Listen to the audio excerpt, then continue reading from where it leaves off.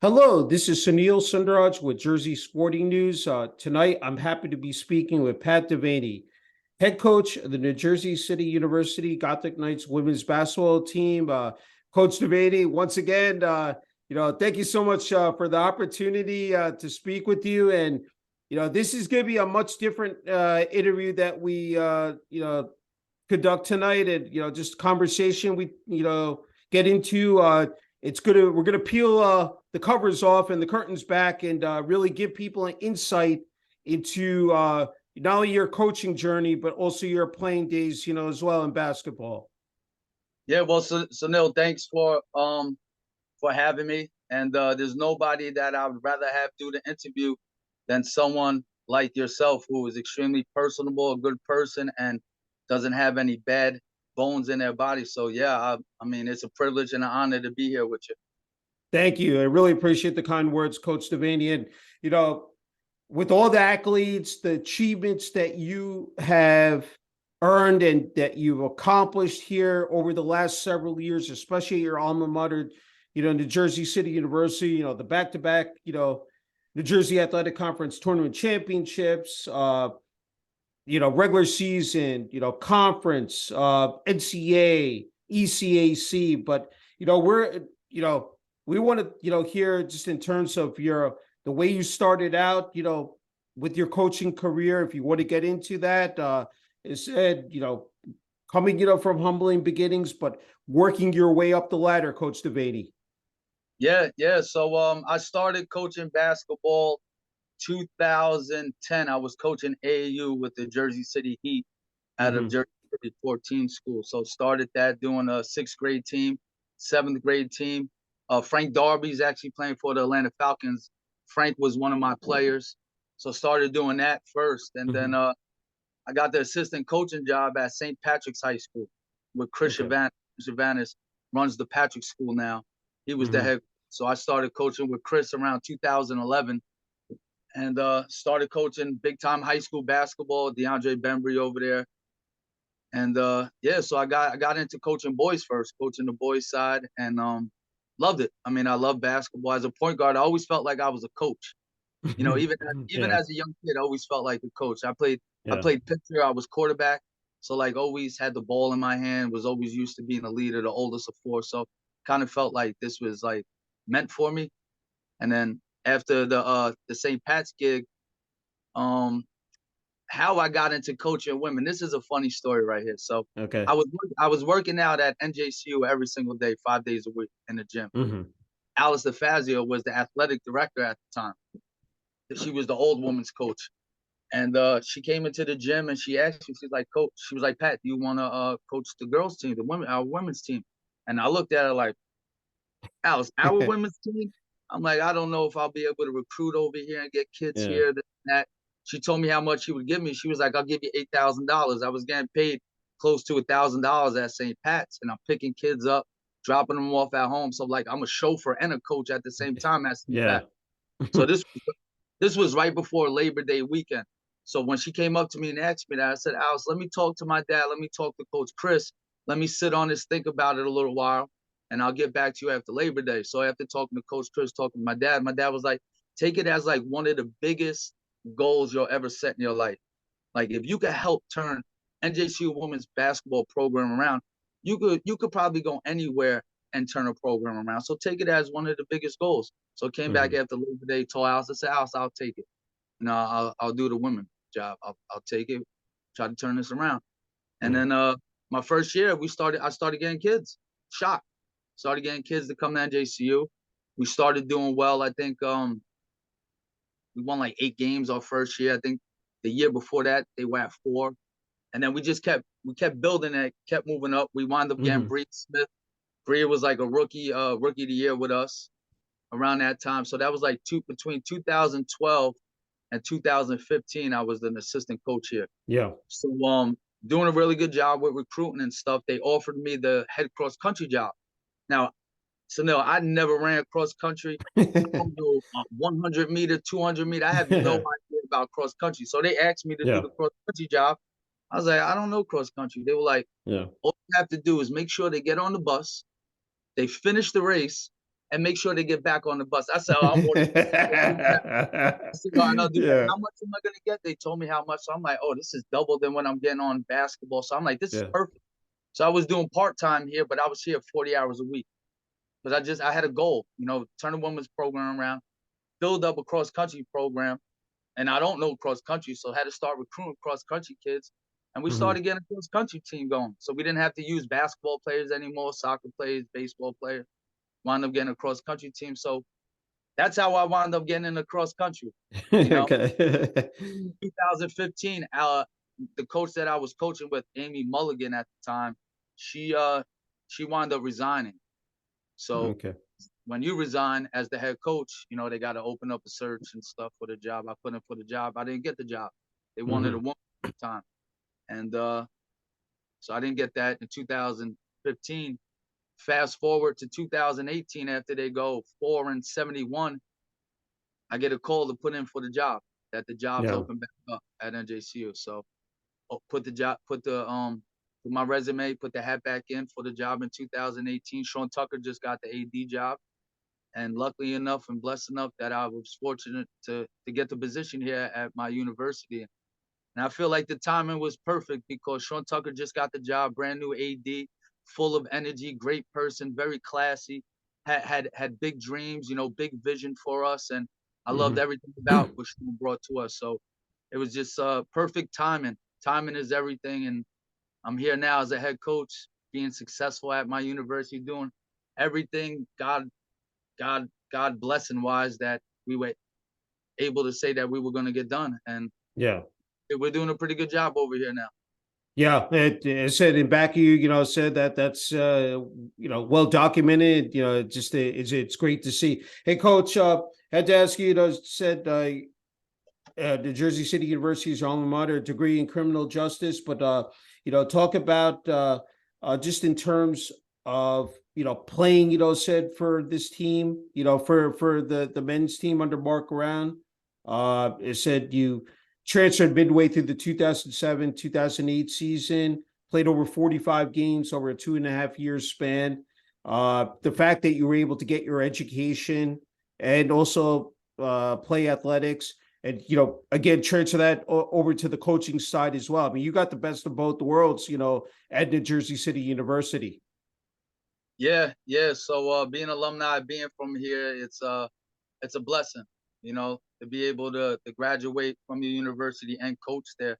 So the way I wound up coming to NJCU, I shattered my elbow in 2007. I can't straighten my right arm. So as you can Wow. see, that's the farthest it straights. So like if I Mm. it won't even straight. So I shattered it in the summer during a basketball game. Oh my God. Did a Yeah, lot of actually two surgeries, right, Coach Devaney? yeah Yes. on my shooting elbow. So Mm. that was probably the hardest thing in my life that I ever had to go through. The doctor, after I had to get emergency surgery, so it happened on the outside court. Uh, Kid took a charge. I went up for a layup. My knee hit his shoulder. My body flipped in the air. My face was gonna hit the floor. I just covered my face, so my whole body landed on my Oh elbow. yeah, it took the impact. Yeah. Yeah. The elbow shattered. Bones Mm. went through the skin. I had to get emergency Oh, surgery right there. The yeah. the ambulance came and picked me up from the court, shot me over to the hospital. I had to get emergency surgery. The doctor told me, and my biggest question was, am I going to be able to play basketball again? Because I love basketball. Basketball is Yeah. going to be the only tool that's going to help me go to college. Because truthfully, I wasn't a student, and truthfully, I didn't like school. So I Hmm. needed basketball to help me go get my degree, to be that driving Yeah. mechanism used to go get this. So doctor told me I wasn't going to play basketball ever again, and that killed me. Yeah. That killed me inside. And when he told me that before the surgery, I kind of was like, it's over. I'm like, damn, what am I gonna do now? And then after Hmm. the surgery, I was saying to myself and praying to God, like, nobody's gonna tell me what I can't do. Like I am gonna bust my tail and do everything I can in my power to go play college basketball so I could use that to go get my degree because you have to pass the play. Hmm. You know, I wound up coming here in the end of November. I got enrolled. I started doing pool workouts and stuff, and I could never get my arm strength back. It would hurt dribbling the ball, would hurt shooting, but I was still playing. And Yeah. there was so many times I wanted to quit, Sunil. That mean, I in high school, I was one of the top players in the state and in the country. So Hmm. from that, right, and knowing who I am and everybody knowing what I'm about and who I am, I was no longer that player. So that hurt me. That hurt me a Yeah. lot. And I wasn't getting a lot of playing time. My arm was bad. I was basically handicapped trying to play. And like I said, I wanted to quit many of times, but I kept fighting. I kept fighting through it and just Hmm. realizing I need this more than it needs me. Like back then, basketball needed me. Coaches needed me to help them, to help their team. Coach Brown didn't need me. I didn't Hmm. help. I helped the team because I knew the game. I had a high IQ. I would speak to the kids. I would try to help them in that Yeah. aspect of leader, but I couldn't really help on the court. So that was really really tough for me. And Coach Brown, he was amazing because I was tough. I was tough to deal with. I was mad at myself. I was mad at him. I was mad at the world for what happened to me. Hmm. And he was very patient with me, and he stuck by me, and he was a great mentor to me in that time. If it wasn't Yeah. for him, I probably wouldn't have stayed in school, and I probably wouldn't be coaching college basketball right now if it wasn't for Coach Brown. So Yeah. God had a plan and a purpose for me, and it was for me to go through what I went through in my life to send me here so I could help other kids help themselves and just be that leader and help serve my Yeah. community population over here. Yeah, it's fantastic here. I think it's a real testament to your perseverance. Coach Devaney, willing to go through, said really, the good, bad, and ugly days, and being able to, overcome those obstacles and rise up to the challenge. And it's just again phenomenal to hear. I didn't want to forget as well that you were a counselor at the Atlantic Cape basketball camp in Williamstown, New Jersey, 2000 to 2003. Also worked with the Jersey City Boys and Girls Club and Bayonne Police Athletic League camps. Very rewarding, said work, just in terms of, being able to pay it forward and, help out kids. As you said, I mean, you've done it all, throughout your life, the majority of your life. Talk about how, again, satisfying, those experiences were for you, Coach Devaney.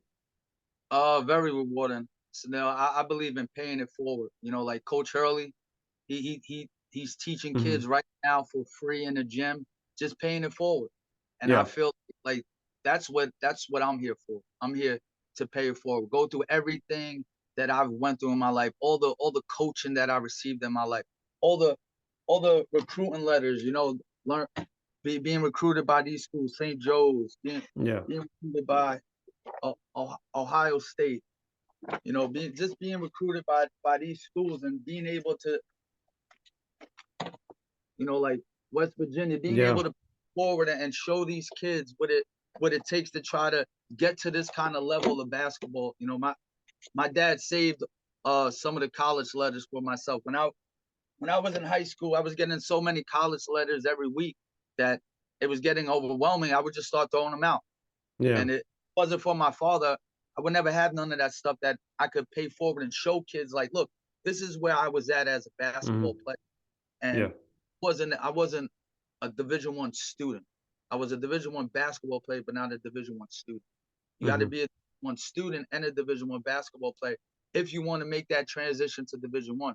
So I feel like everything that I've been through in my life, Snell, all the teachings, all the wrongdoings I did, and I had to right my wrongs. I feel like God put me in this position to pay it forward.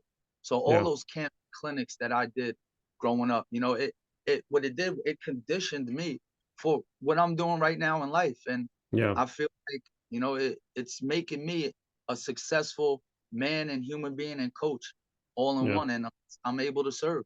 That's why we're here. Yeah. Yeah. It's beautiful to hear. And hey, you began your collegiate career at Union County College, 2004 to 2005. Voted first team All NJCAA, which stands for National Junior College Athletic Association, team captain under head coach Jim Catalano. Talk about, said your time there at Union County College, Coach Devaney. Oh, so Jim Catalano was the old NJIT coach. Jim Okay. got the job. Jim got the job at Union County. My dad knew Jim very well. So once Jim got the job, Jim called my father up and he was like, "Look, I know Pat's home from Tishomingo, Oklahoma, from Murray State. could we get him to, to come to us? So I went over there for a visit. I love Jim, Hmm. loved what he was doing. So I just came over there and started playing, and we had a phenomenal year over there. We won the regular season championship. We lost in the region 19 to Bergen County Community College at the time, but it was an awesome time over there, and they helped me become a better student over there because I didn't know how to be a good student. I didn't know Hmm. that I had to put in the time. What you put into your craft is what you get out, just like basketball. But Yeah. I never got that. My dad wasn't a college student. My dad didn't graduate high school. My mom just graduated high school. So I didn't have that background of students. It was Hmm. just job done, get the job done, get the job done. That was it, but never like the blueprint on how to get it done. Yeah. So when I got to Union County, they surrounded me with a great tutoring, with some great counselors, and it helped me become a better student because I wound up graduating at NJCU with a 3.0 GPA after graduating high school with a 1.2 GPA and couldn't Wow. qualify, Yeah. couldn't qualify at no college Oh my with a God. horrible Yeah. score. So I was lucky, and they taught me and showed me how to be a better student. Yeah. It's truly inspirational. I mean, just, to see how you were able to, again, uh, come from that, that time and just be able to, again, just rise up. I mean, be able to, I mean, say your back is against the wall and you're trying to figure it out, but, thank God that, again, there are people, there are resources available, to aid you and, help you. And then, be able to see how you were able to flourish and, end up at the Jersey City University. Hey, you talked about the recruiting process, and this is something that, I'm sure you wanted to hit on and talk about, said that, time in your life, and it's very riveting. So I really wanted to give you the floor with that, Coach Devaney. Yeah, so growing up, I ate, sleep, and breathed basketball. My dad was a coach. My dad coached some professional athletes in the St. Hmm. Louis Belmar League and in the East Orange Harry James League. So being a youngin, 5 years old, 6 years old, going to those kind of games, seeing my dad coaching that kind of town. My dad played a little bit, so like I fell in love with the sport at a young age, and it's all I did, Sunil. Like I didn't have that childhood where you just hung out with your friends and Hmm. played just manhunt and stuff. Like I was sports at Yeah. a early age and so dedicated to my craft where I had a basketball court right in front of my house and we just worked. We Hmm. lived in an apartment complex to start off.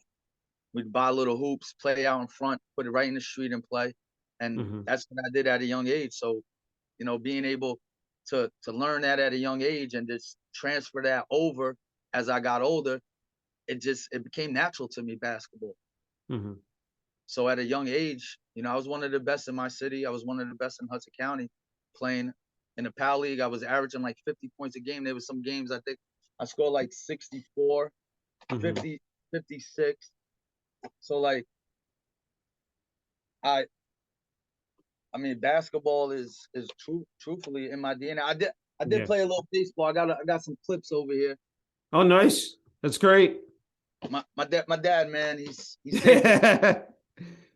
Said thank God for him because I would never Yeah. have nothing to show my kids Yeah. or, or show any of the recruits that I get to show them who I am and what I was about growing up. But yeah, Yeah. so I wound up going to Midtown Community School in Bayonne. It was a brand new school just opened up. Hmm. Got there in fifth grade. I was in a Catholic school my whole life, so they opened up, and I was the first fifth grader to make the basketball team in the whole city. So you were only allowed to try out in sixth grade, or sixth, seventh, and eighth grade. I was lucky Hmm. enough to be allowed to try out in fifth grade. Yeah. We wound up winning the city championship my fifth grade year at Midtown. Then sixth grade year, we won a city championship again. Seventh grade year, we won the championship. Eighth grade year, we won the city championship. So like just being a part of that was huge. And then Yeah. I played for the Jersey City Boys and Girls Club growing up. So being that young, we would always play, at the boys club, but we would also play at White Eagle Hall. Okay. You know where White Eagle Hall is? I haven't heard of that. No. So it's where St. Anthony's used to play at. Oh, It's okay. Okay. Okay. they used to not play their games. They used to have their workouts and practices in there. And it's a Okay. bingo hall. So it's like no fouls. I mean, all the best of the best come out of there. I'm Yeah. gonna show you a picture real quick of who was Okay. on my AAU team at the time. And this will show you the kind of basketball that at a young age that we were playing. Mm. So I'm gonna show you the little article real quick. Okay. So right here. Yeah. So number 1 is me. Oh, okay. Number 3 is Donald Copeland. Donald Copeland's the head basketball coach at Wagner for the men. Okay. Over to the right over here, number 2, that's Bashir Mason, the St. Peter's coach. Okay. And then back there is Dwayne Lee. I think Dwayne's coaching at Quinnipiac now. I'm not Okay. sure. But we went to the Nationals, one of the top teams in the state. Very So, nice. Yeah. so that's the kind of basketball at a young age that, you know, I was brought up around. So Mm-hmm. it was always big time basketball for me. You know, Yeah. trying to play Division I.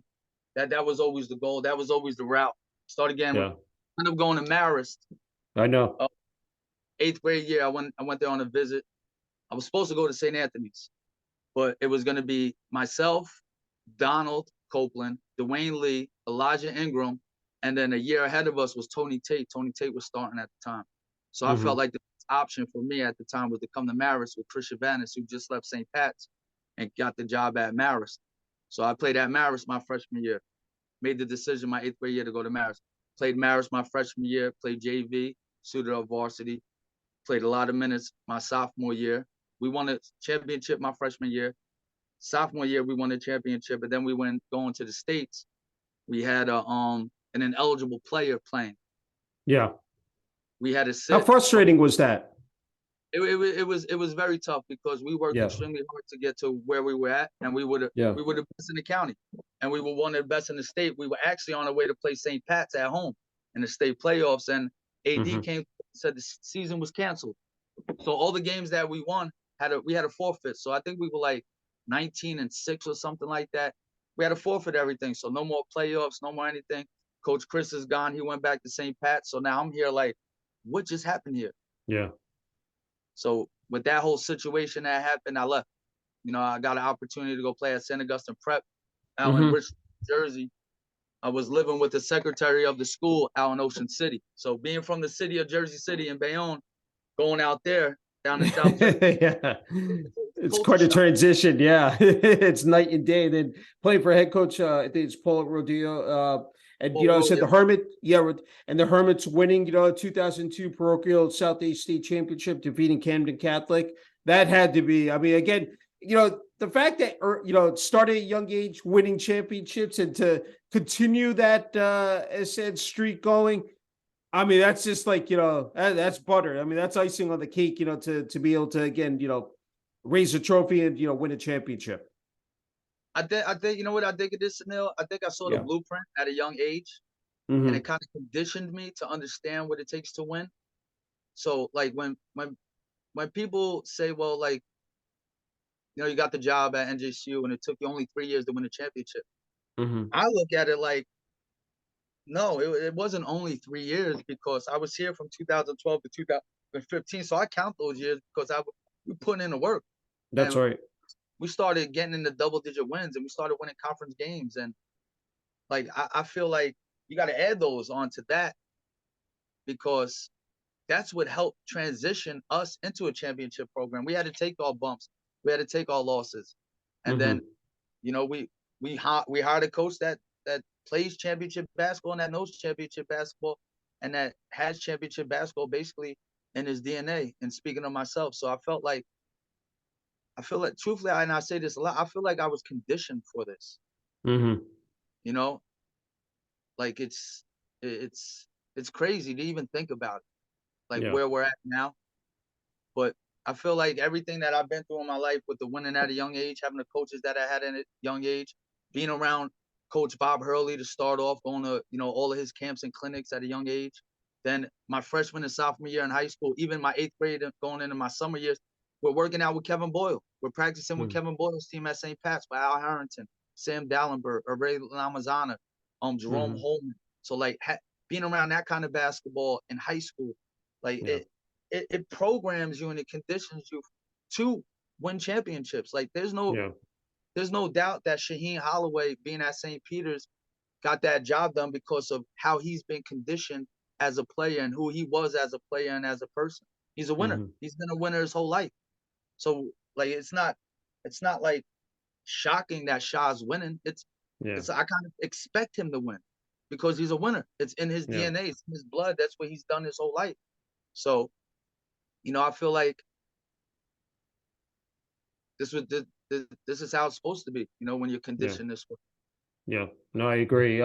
Hey, you mentioned it before. You alluded to the fact ranked among the top 100 players in the United States in 2003, number 25 among players in New Jersey, New York, averaging 16 points and 7 assists per game. First team All Cape May, Atlantic County, third team All State selection, and then invited to play in the Eastern Invitational Top 20 All Star game. When you think about all those, again, accolades and what you were able to achieve, I mean, that really had to, knowing, as I said, down the road how tough it got, but early on when you were able to rack up those, as said, again, what did that mean to you? I mean, that had to be, again, personally, just bring a lot of pride and joy, Coach Devaney.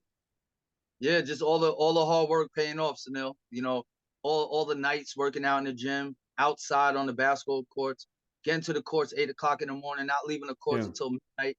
Like I feel like that was all paying off. And just all the hard work, all the discipline, being committed, being consistent, being persistent yeah, at my craft. So, I always felt like I was the best basketball player, whatever court I stepped on, no matter who I was playing against. Like hmm I played versus Dewan Wagner my junior year at I Temple know. University. At Temple Yeah. University, I had to stick Dewan the whole game. Dewan was averaging 43 points a game. He just scored 100 points the game before, and I got to stick him. Yeah, But once I stepped on that court, truthfully, I felt like I was better than Dewan. I mean, yeah, obviously, if you watch the game, you could tell I was not better than Dewan because he gave me 37 and we lost. But yeah, like that was always my mindset. So now I always felt like I was the best, and truthfully, that's still my mindset to today. Being yeah, playing for Coach Rodeo, Rodeo's at almost 1,000 wins. So like being taught by winners, being Chris Shavanis, TOC championship at St. Pat's. Paul Rodeo, multiple state championships. I have a state championship with them. Just being around Jim Catalano, Mark Brown, these are all winning coaches. yeah, Jack Collette, winning coaches. Jimmy Salmon, Tim Thomas Players, who's the coach at Montclair Immaculate. That was one of my AAU coaches. He's a winner. So like just being a part of that, like it's embedded in you. yeah, It's in your DNA. And I can't say this enough. I'm so blessed and so lucky to have the mindset and the coaching that I had that got my mindset to where it's at. To have my yeah, father be my first coach who knows this game. Like this profession, this is what I was meant to be, yeah, without a doubt. And the route that I had to take, a lot of obstacles, had to overcome a lot of hurdles that I put in front of myself because yeah, I was my own worst enemy. So, it's all paying off. Everything I've done now is finally paying off, and I couldn't be any more proud. yeah. Hey, you play, as I said, you mentioned Dewan Wagner. I said there's also high school teammate, former Washington Wizards player, 2012 British Olympian, Pops Mensa, Bonsu, and Sebastian Telfair, Eddie Griffin, Ben Gordon, Sam Dellenberg. I mean, who all played in the NBA. I mean, that's just like, that's just an incredible list of just amazing talent, to go up against Coach Devaney. Yeah, I mean the coaches that I played for always wanted to play the best because you got to play the best to be the best, and then you can see how you level up. So, Yeah. being young, playing Ben Gordon my sophomore year when he was at Mount Vernon at Madison Square Garden with the Nike Super Six, three top teams in New Jersey versus the three top teams in New York. So you had like hmm Rice with Andre Barrett and stuff. Playing versus him, playing versus James White in Slam Dunk to the Beach out in Delaware. Playing versus Eddie Griffin in AAU, and when he played for Roman Catholic, just playing against all this big time talent. Sebastian Telfair when he played for his AAU team. I Yeah. mean, big time basketball, Sunil. Big time Yeah, I basketball. know. And it continues to this day. I mean, it's not dropped off AAU. So yeah. So like that Yeah. that that that's what I love. That's what I'm about. And play the best, be the best, try to be the best. Hey, and You don't beat them, but at least you can see where you're at and see That's right. how you're Measure doing. up, to where you stack up. Yeah, no, I agree. Well, Okay, after yeah, Pops Mensah yeah, when he first came to St. Augustine Prep, we basically lived together the whole summer at okay. Atlantic Cape Camp. We stayed at the camp the whole summer together. We Hmm. worked it, and we were there. So like living there at the time. Hmm. Pops was so raw, so athletic, and to see how he basically catapulted himself to George Washington, and it was night and day as a basketball player. I mean, Pop's one of the best athletes and best people that I ever had the privilege of playing with. I'm gonna show you the team picture real quick Okay, because sure. this team was a very very very good team right here. Okay. That was the team right there. Okay, great. So right here, this is Pops Mensah, Lou Okay. Babaloa, Scott Greenman played for Princeton. I think he's coaching at American University right now. Hmm. That's myself. We got Christian right there. So we had a really good team. We lost to St. Anthony's and the TOC. We beat St. Pat's and then we lost to St. Anthony's. Okay. So we had a really good team. Yeah. We beat a couple of national ranked teams that year. We beat Rice. They had Keedron Clark, who's the Yeah. all-time scorer at St. Peter's. Shigeri Alagini played at Kentucky, 7'2". Beat St. Pat's that year. We beat Germantown Academy, had Matt Walsh, Lee Melchione. Lee Melchione played at Duke. Matt Walsh played at Florida. Had a cup of tea in the league. Rob Cross played in the league from Germantown Academy. So that year at St. Augustine, we beat big time teams, and we were Yeah. one of the best in the country at that time. Okay, so after your junior year, you left the program. What happened? You returned to Bayonne High School for your senior year, where the team won their first championship program history. And so, if you want to talk about that, time in your life, that time period. Yeah, so this is where it gets a little crazy, Sunil. Yeah, yeah. I came back home to a public school that my parents didn't want me going to because of being in the city, being who I am, everybody knowing me and stuff. And Hmm. I always got into fights at a young age. Like that was one of the things that I was known about. I was Yeah, always getting into fist fights all the time, whether it was yeah. over girls, whether it was on the basketball court, whether it was somebody that I didn't like or they didn't like me. Growing up in the city, there was a lot of fist fighting going on and a Hmm. lot of things going on. So my parents didn't want me to be in the city. But I came home for my senior year. My grandmother passed away. So that's the reason why I came home. I lost both my grandmothers. So I Okay. felt like I was too far away from my Yeah, family at the time. And I had yeah. a big year my junior year. I was getting recruited by Ohio State at the time, West Virginia, Phil Martelli at St. Joe. So I already had the Division I looks. So I felt Hmm. like no matter where I went at that time, I'm already getting recruited. I already got what I need, right? All I got to do is get the GPA and finish my career healthy. So I figured I'd come home for my senior year, and that was the worst thing that I ever did. Mm. I didn't have any money when I came home. Like I didn't have to worry about nothing when I was at Marist and St. Augustine, but when I came home, when it was a different story, my parents didn't Hmm. want to help me out with anything because I came home. It's like, we're gonna wash our hands with you for coming home. Yeah. So I started getting into some things that I should never got into. I started selling some weed at the time to make myself some money, and Mm. the way I got into that, Sunil, one of my former AAU players, I used to play for the Jersey City Vipers with. His kid passed Yeah. away. His name was Joe Sitbaum at the time. He was one of the biggest drug dealers in Hudson County at the time. I didn't know that when I came home. Hmm. So I ended up coming home during the summer, and he came up to me one day. We were all hanging out, and he came up to me. He was like, Pat, he was like, you know everybody in Jersey City, you know everybody in Bayonne. He was like, I could put some money in your pocket. He was like, between 500 and 1,000 a week. I was like, yeah, like 500,000. I come from nothing. My parents don't Hmm. have money. My parents didn't graduate college. I'm the first person in my whole family. And I don't mean my immediate family. I mean my whole family. My Yeah. grandmother, there's 9 of them. Nobody ever went to college. So I was the first person to go to college.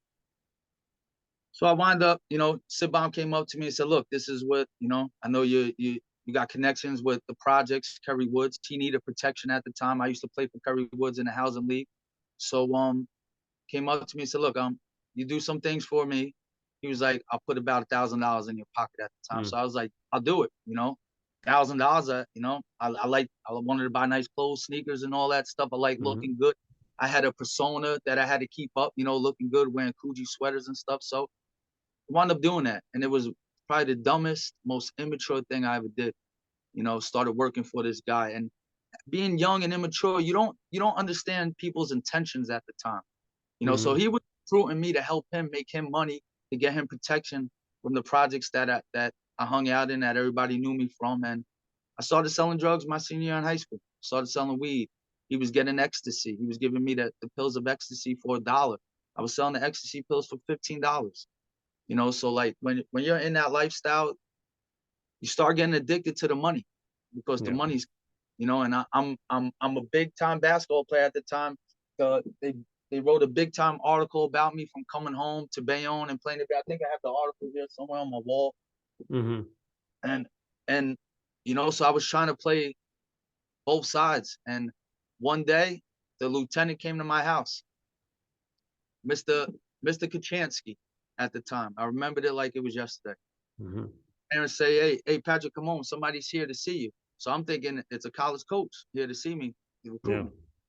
I get there, it's Mr. Kachansky. He tells me about how people are talking about me selling drugs. And I'm like, I'm not selling anything. I'm not doing none of that stuff, right? So Mm-hmm. being dumb and immature, I should have took that as the warning sign to stop, because that's why he basically came here to tell me, like, look, you're gonna mess up your whole career if you Yeah. keep doing it. So I continue to do it, Sunil. I continue to do it. My dad found marijuana in my bedroom. Called the Mm. police on 1 bag of marijuana. My senior year in high school. It was, I think, the end of December, beginning of January. Cops come to the high school. There's a detective, one detective in a regular suit. I don't see a badge. I don't see no gun, no nothing. I'm in the lunchroom with my friends. He Mm-hmm. comes in. I'm thinking it's a college coach. Brings me outside. Brings me in this room. Starts talking about marijuana and selling drugs. I want to find out it's a cop. Mm. And he tells me the story about why he has me there. He takes me in the car in the front seat, takes me over to the county. I mean, not the county, to the Bayonne holding cell. Mm-hmm. They do their stuff. They get me in there, the processing center, and I'm in the holding cell during the season. Yeah. Wind up getting released. I'm suspended the rest of the season until they deem it's safe for me to come back.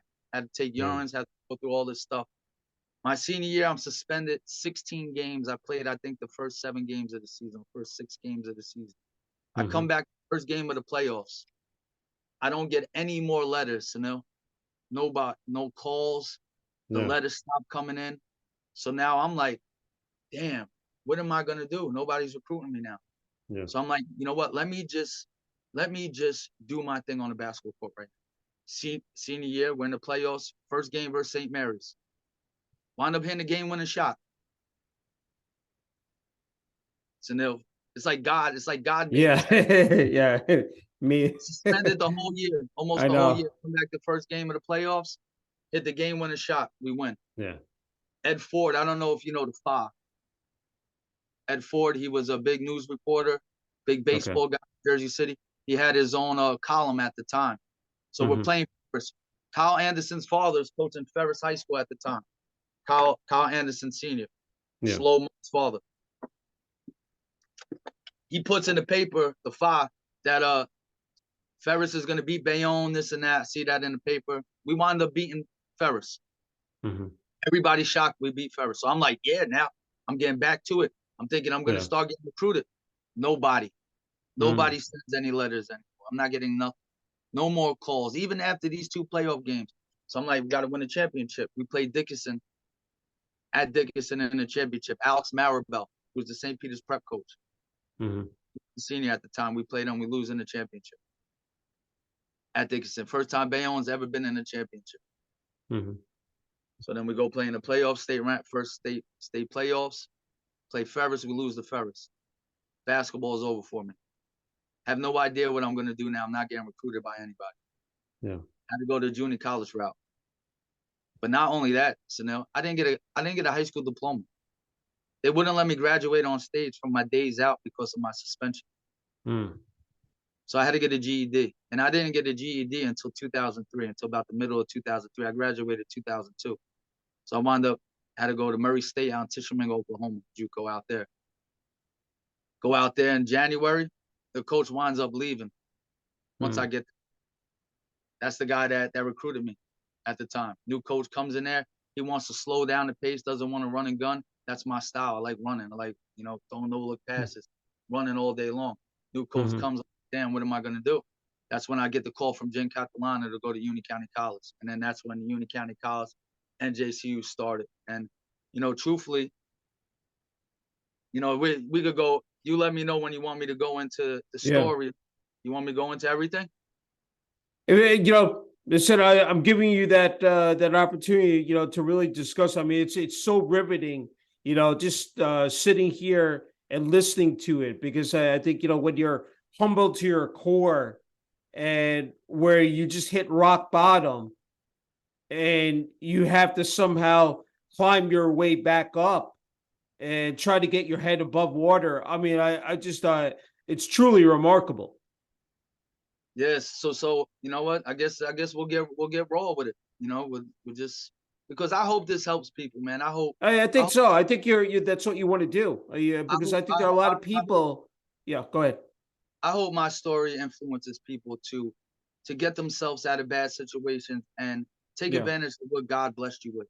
And don't let anybody get you out of your lane of what you're Hmm. supposed to be. I allowed somebody to get me out of my lane over money Hmm. and living a life that I shouldn't have been living. Yeah. So I want kids to understand that you control your destiny. So I hope from my Hmm. story and what I'm told, and this is the first time that I ever talked about this, live. I Yeah. told maybe some recruits, I tell them my story, some people that know my story, but I never, because truthfully, it kind of is like, it brings back memories, and I don't know if I get PTSD from it or whatever, but Yeah. like it hits home when I talk about it. I talked to my girls about it this year. I told them everything. I started crying in front of the girls, because it Hmm. talked about it in front of anybody, and it still kind of hurts till this day. And Yeah. my father put a lot of time and effort into me to try to get to Division 1. So like, I'm hurt for him that didn't happen for him. And I wanted Hmm. to go to NBA. I wanted to play NBA because my parents didn't have money. I always heard them arguing over money. So I wanted to Yeah. make it to NBA, make money, so they didn't have to work anymore. I have two brothers, one little sister. I wanted them not have to worry or need for anything. So that was my Hmm. whole mindset, was money, money, money, money, money. Yeah.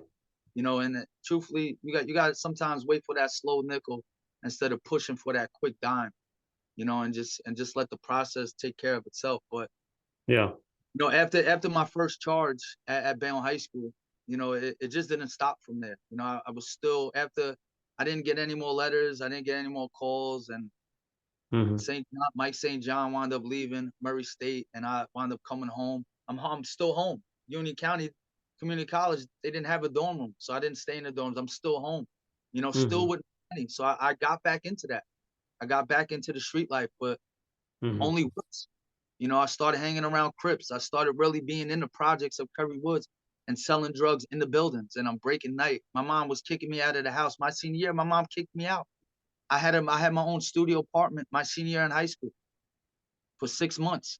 Being Hmm. a senior in high school, having your own studio apartment, you know that that's kind of tough for a high school kid to do. Yeah. You know, and go to school and live that life with no parent dictating what you're doing. Yeah. Because my mom basically was like, "You don't want to listen to me. You don't want to live by my rules. Get out of here. You Hmm. know, go go do your own thing then." Yeah. And I was doing that, and I wound up 2006. After the Union County stuff, I didn't get any offers anywhere. So after the Union County stuff, I was still doing what I was doing. January 6, 2006, the Bayonne police raided my mother's house. I was going down a place called Global. It's like Fast and Furious. We would always go down and hang out. It's a big roadway. It's by the Hmm. piers in Bayonne, and we would go down there, just hang out, and it'd be rows of cars down there, and that's where I would go park my car and sell my drugs. And someone ratted on me and told them exactly when I leave my house, exactly where the drugs was at in my bedroom. I get pulled over before I go down there. They got the guns out, flashlights out. They pulled me over, and they know everything. I got Percocets in a sock right next to me that I'm about to go sell down there. They pull me over, they find the Percocets, they find the weed, they take me behind Acme. They start hitting me like this because I'm lying to them. They're like, we know you have drugs in your mother's house. We know that it's in the bedroom and the drop top ceiling. And I'm like, holy crap, how do they know I even have a drop top ceiling in my bedroom? I'm still lying to them. I'm like, no, I don't have any drugs. That's all I have. Yeah. This and that. So they hit me like this. Oh And my God. after they hit me like the 7th time in the face and I'm cuffed up, I said, you know what? I'm going to show you guys where the drugs are, because now they started telling me, we're going to lock your mother up. And we're going to say that she knows you're selling drugs out of her house. So I'm like, no, that's not going to happen. My mother has no idea I'm selling drugs. So I'm going to show you exactly where the drugs are. You go in there, you take the drugs out, you get me out of the house, and that's it. Don't go searching through anywhere else. So I took the cops up to my bedroom, got them in a drop top ceiling. They weren't happy with what they found. So they thought I had more. They thought I was like this kingpin, but I was not. I was that. So wound up getting in trouble January 6, 2006. Wound up getting a felony on my record. It was 1,000 feet within housing with intent to distribute. Now that's after Union County College. Yeah. Got a felony on my record. Had no idea what I was going to do next. No idea. Got the felony on my record. Wind up getting an opportunity to go to Stockton. Jerry Matthews was giving me an opportunity to go out there. Go out to Stockton. I messed that opportunity up because I want to be a drinker. And this is after I shattered my elbow, so I couldn't straighten my arm. The therapy wasn't going well. PT wasn't going well. You know, I wasn't able to play well. So now I started becoming a drinker, because now I'm depressed at myself that I go out to Stockton and, you know, let's rewind that, because I'm missing a key part. Okay. June 23rd, 2006, in that same year, I'm at a party at my cousin's house in Secaucus. Me and this kid get into an argument over some things. We get into a one-on-one fist fight out in front of my cousin's house. I wound up beating the kid up. I break his cheekbone and jawbone in a one-on-one street fight. He goes to the hospital. Nurses ask him what happened. Why does he have a broken cheekbone and jawbone? He tells them he gets into a fight. They call the cops. Cops come there. They interview him. Well, who was the one that you got into a fight with? He tells them Pat Devaney. Next morning, I got Secaucus police at my door in Bayonne, knocking on the door. They didn't lock me up for an assault charge. We're getting into a street fight. I wound up getting locked up June 23rd, 2006 again. So that's 2 times in 2006. I wound up getting 2 felony charges. So like now I'm really like, I got to get my life together. I know. Like, I got to get out of the streets. The streets is not for me. Apparently, obviously, it's not for me. I'm messing up everything in my life right now. So like had some mentors come up to me and talk to me. My mom, dad had a serious conversation with me. And then I had to talk to my pastor and really start understanding, like, what am I doing?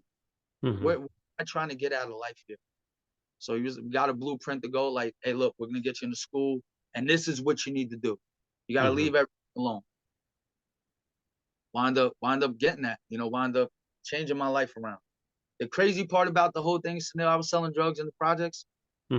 Biggest drug dealers in the projects who I wanted to sell drugs for did not want me to sell drugs at all.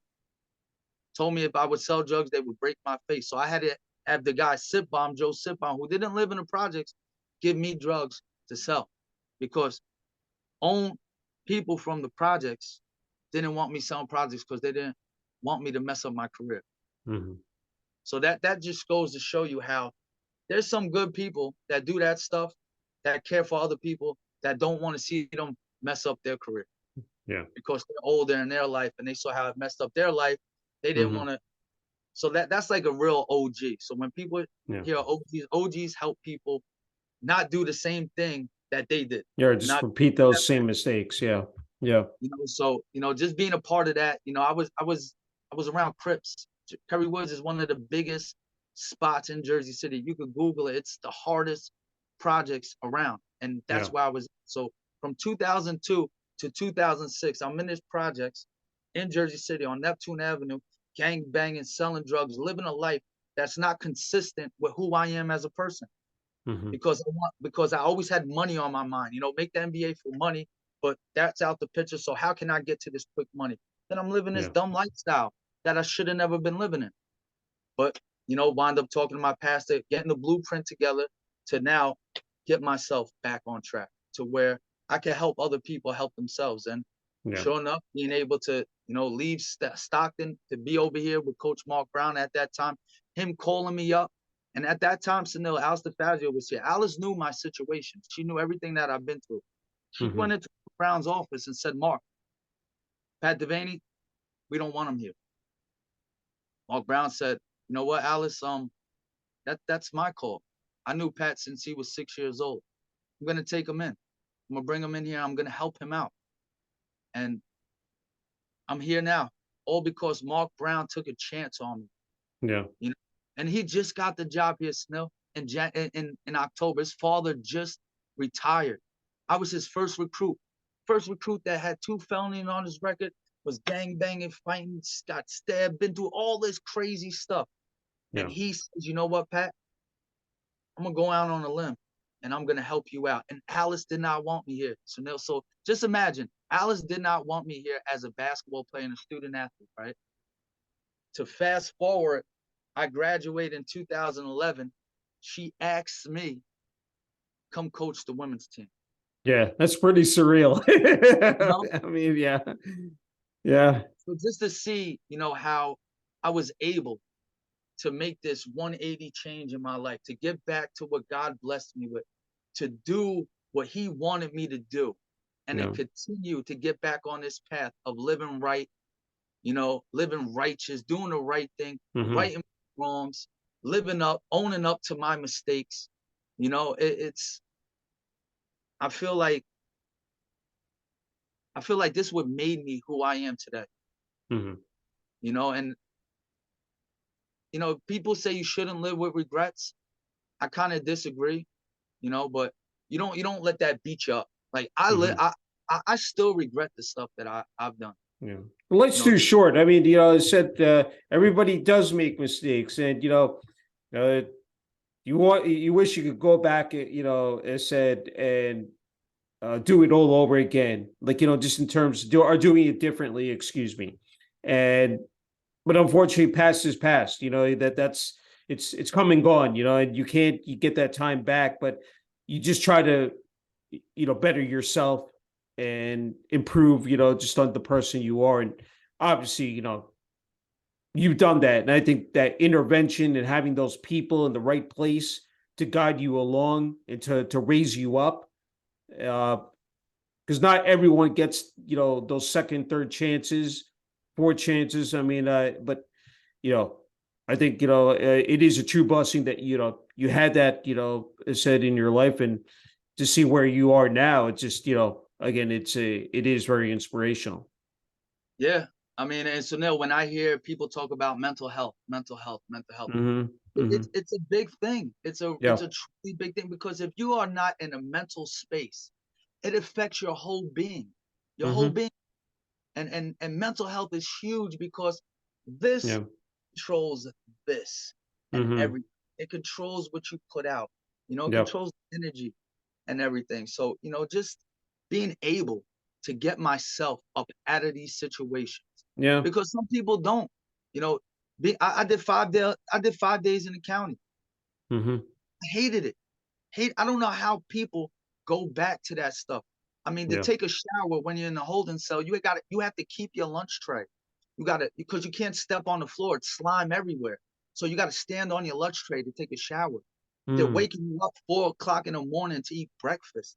Like, who wants to live that kind of lifestyle? I know. So, like, once I got that taste, I was like, no, this is not for me. I got to get back to what God blessed me with, and I took up criminal justice for this reason, because I want to help people. I want to help people help themselves. I want to see people not continue this revolving door of doing the same stuff, because then you're going to get the same results. So being in the city, being here, like, my life is different than other people. People are like, well, Pat, why do you preach? Why do you talk? Because there's people that are going through the situation that I'm going through right now. Morant just got caught with a gun.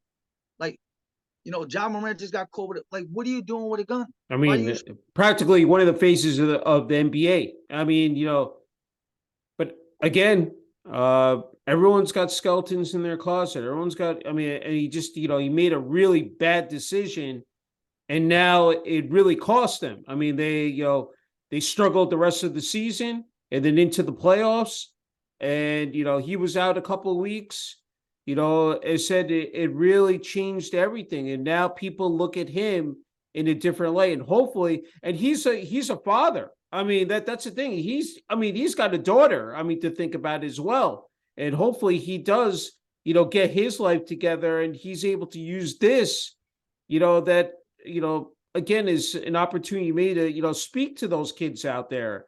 Because there are kids that look up to him and, that view him as a role model. And you don't want those kids, repeating the same mistake. That's another whole entire animal with, social media and, posting that stuff on Instagram and, Twitter and elsewhere. And, why, said they would resort to that, we just don't know. Yeah, and truthfully, nobody's immune to it. So now, No. You could be brought up. Like I was brought up in a good home. I had a mom and a dad. What was it perfect? No, nothing's ever perfect, but they did everything they can to protect us. They gave us everything that they could afford. We really didn't have to want for nothing. They went without, so like when people say, well, how'd you get in the streets? It had nothing to do with parenting. It's what the decision that I made and where my mindset was and how I wasn't thinking clearly at the time. And when you're smoking pot and you're drinking, your mindset is not clear. You're not thinking straight. You're not thinking clearly. And at this day and age, these kids are smoking weed now.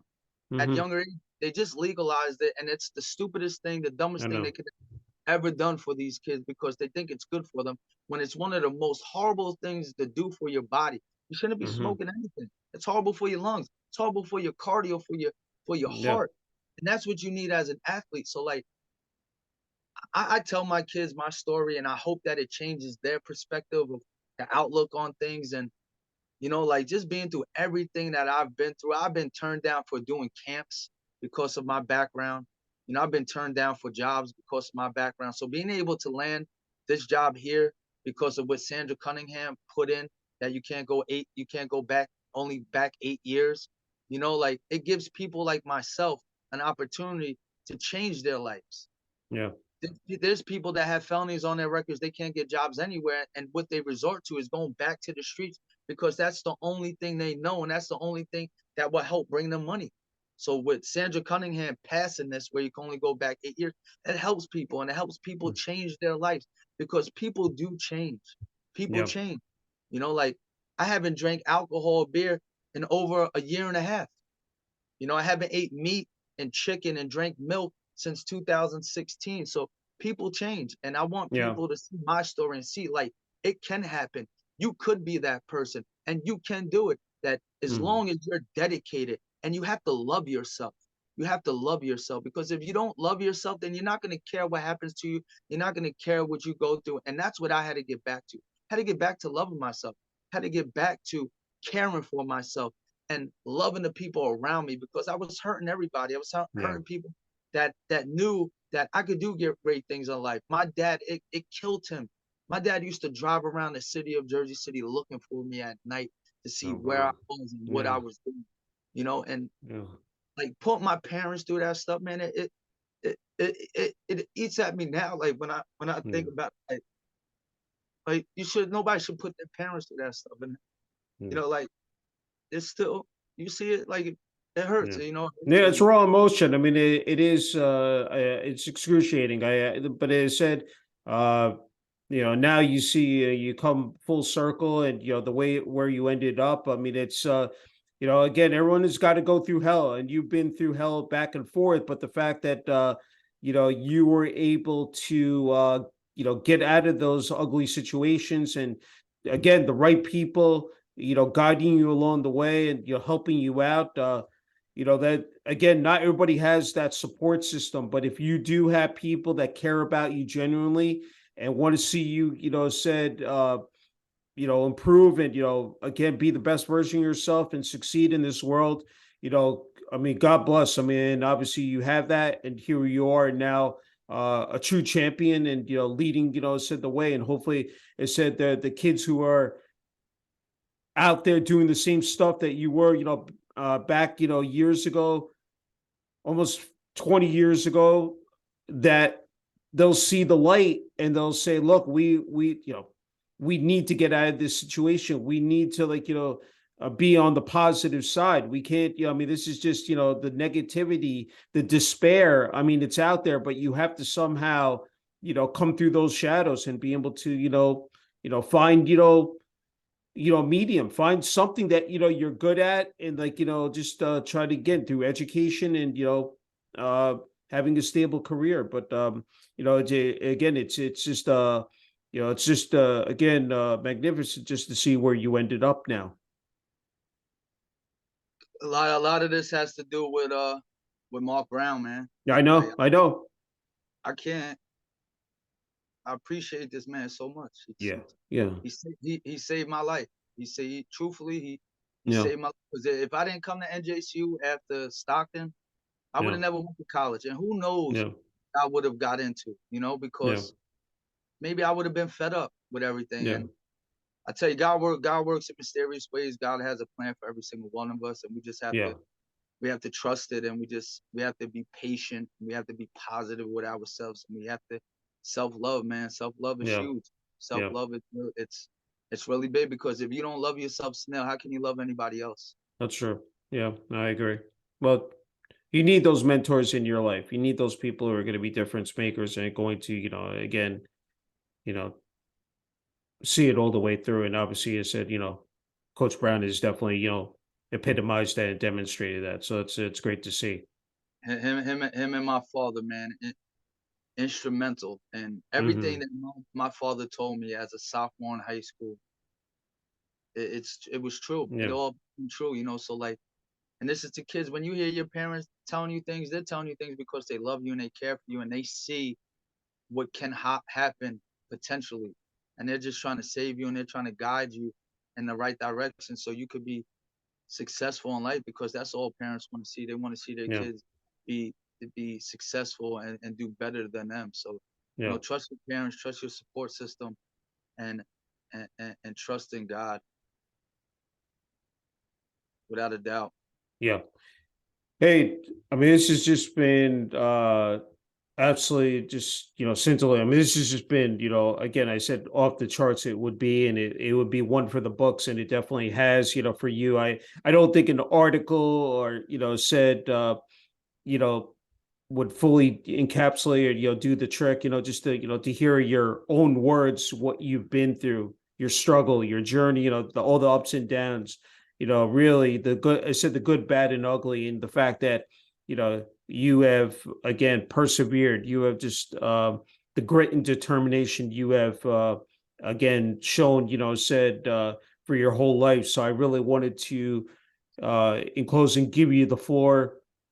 I said I know your family has been again instrumental in that, helping you and supporting you here. You're married, you have, three sons. I mean, that's the thing also. And we've talked about that over and over, that we're fathers and we're husbands as well, sons. So really wanted to give you that opportunity. As a father, as a leader, as an older brother, as a son, as a man of God,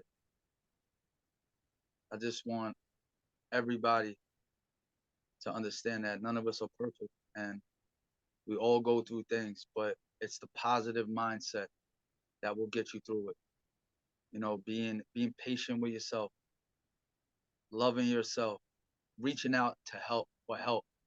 You know, Mhm. that's the biggest thing. Reach out for help if you need help. Don't stay enclosed. Don't just stay to yourself. Speak to people. You know, talk about your situations.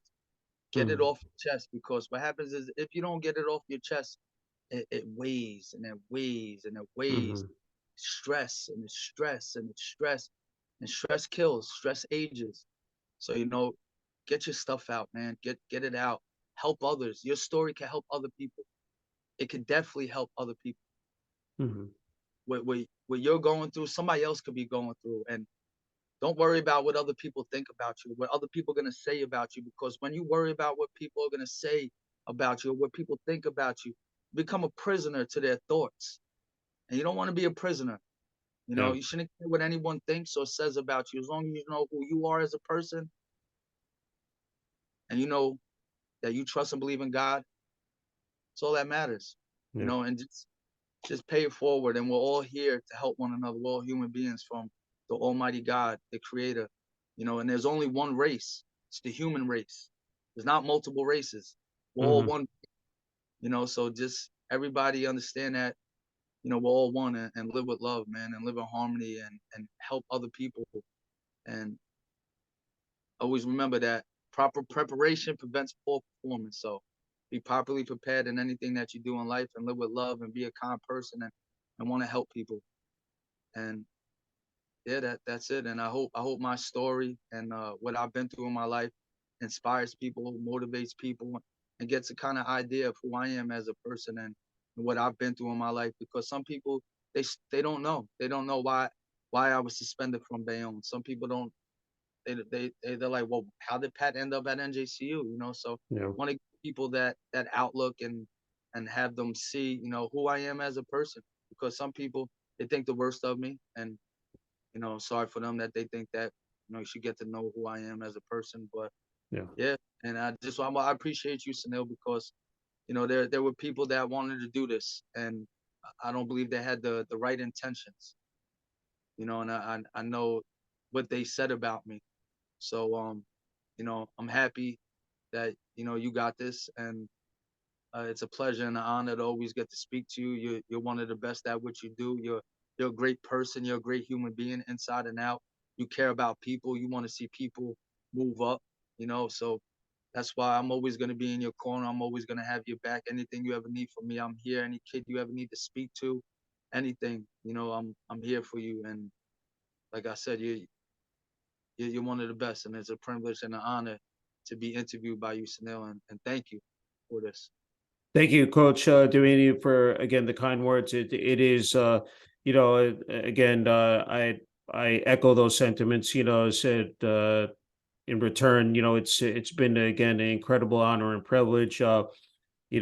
Speaking with you, as said, on a consistent basis, but this one was entirely again a different forum. But I'm glad that you gave me the opportunity and trusted me, said here to interview you. And yes, I think again, so many people I think will take this, again, as being inspiration, but also providing plenty of motivation, to improve on their lives. And wishing you, as said, all the best, continued success as the New Jersey City University Gothic Knights women's basketball head coach. And uh, again, looking forward to covering you guys next season. But as said, great to see you, again, on the straightforward path here. Thanks, Sunil. Thanks, Sunil. And truthfully, I think everything I've been through, it's one of the reasons why NJCU women's basketball program is where it's at now. And it's a big reason why I don't have kids transfer. In the 5 years I've been here, never had one kid leave my school to go to another school to go play basketball. So, I think what I've been through is really helping build this program up to where we could potentially be one of the best in the country. Yeah, sky's the limit. And as you come as real as ever and authentic and genuine as said. And I think that's why so many kids gravitate towards you. And as said, the girls remain loyal. So it's just wonderful to see, Coach. Thanks, Sunil. I appreciate you, brother. Thank you.